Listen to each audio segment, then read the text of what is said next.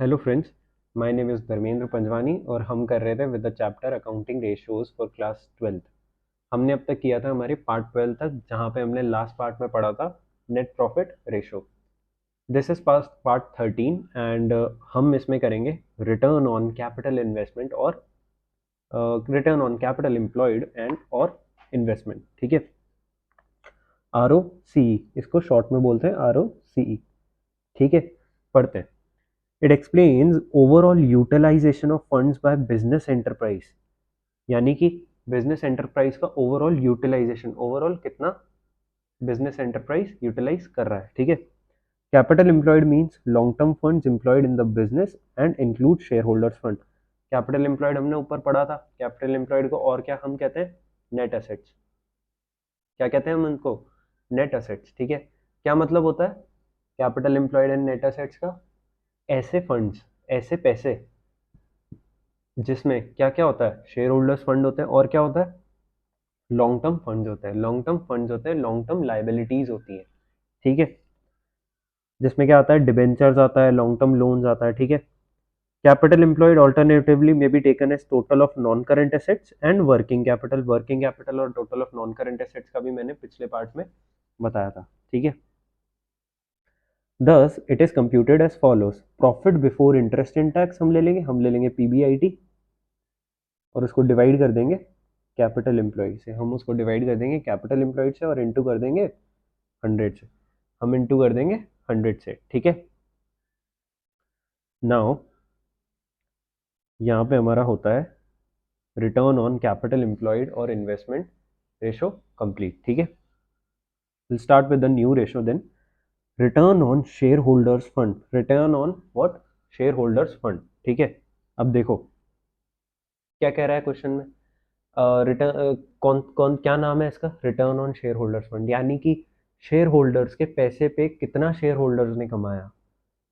ठीक है, कितना शेयर होल्डर्स ने कमाई। अब हमने लास्ट क्लास में क्या टेबल सीखी थी? ये वाली।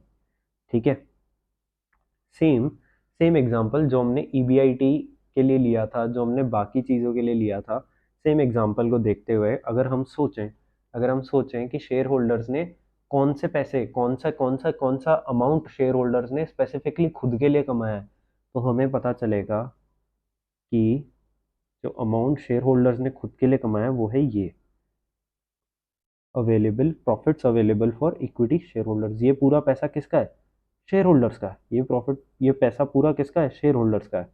ठीक है, बट काफ़ी केसेस में, मोस्ट केसेस में डिविडेंड नहीं होता।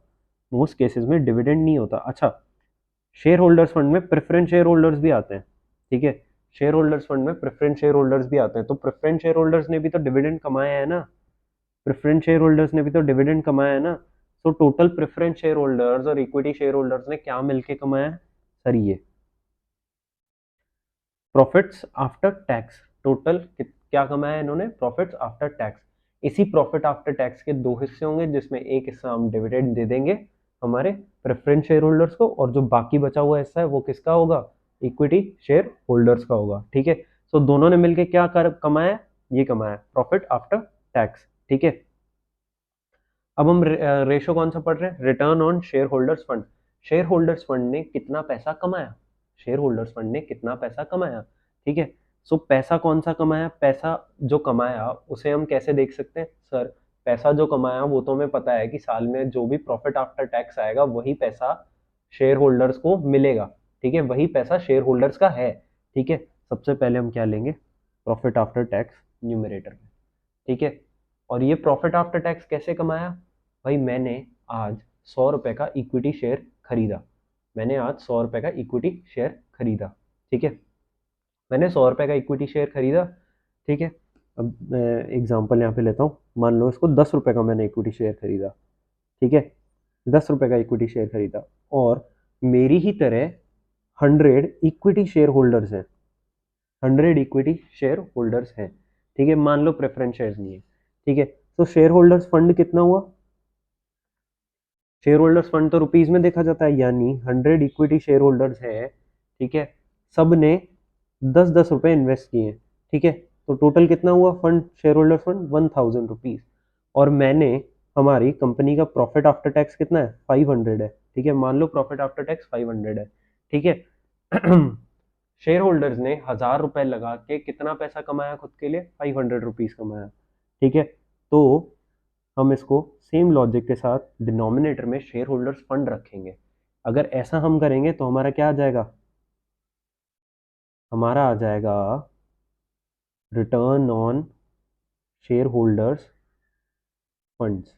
कितना आएगा, यहाँ पे तो आएगा 50%, ठीक है, यहाँ पे आएगा 50%। कैसे निकाला हमने, जो पैसे कमाए, जो पैसे कमाए शेयर होल्डर्स ने, और शेयर होल्डर्स ने जो जो पैसे कमाए वो हम ले लेंगे न्यूमरेटर में, और जो पैसे लगाए शेयर होल्डर्स ने वो ले लेंगे हम डिनोमिनेटर में, ठीक है, वो ले लेंगे हम डिनोमिनेटर में। यानी कि शेयर होल्डर्स फंड कितना है जो होगा वो हम डिनोमिनेटर में डाल देंगे, और उन शेयर होल्डर्स फंड को लगा के हमने कितना प्रॉफिट बनाया वो हम न्यूमरेटर में ले लेंगे, ठीक है। हमारे पास क्या आएगा, हमारे पास आएगा return on share holders fund, ठीक है, यहाँ आ जाएगा return on share holders fund, ठीक है। इस वीडियो में हम ये दो रेशो करेंगे, नेक्स्ट रेशो हम पढ़ेंगे अर्निंग्स पर शेयर हमारी नेक्स्ट वीडियो में। Till then good bye.